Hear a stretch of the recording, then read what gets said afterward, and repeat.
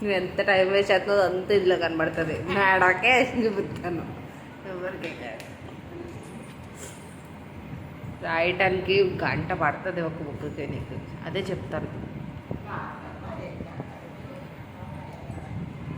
ఒక బుక్కి గంట ఏంటి, మొత్తం అన్నీ కలిపి ఒక గంటలో రాయొచ్చు. ఒక్కో బుక్కి గంట. నీకు కూడా తెస్తాను, నిన్ను కూడా మేడం చెప్తాను. అనుకోండి ఆద్య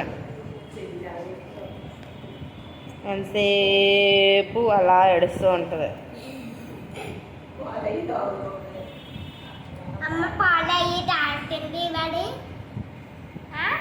అవుతుంది.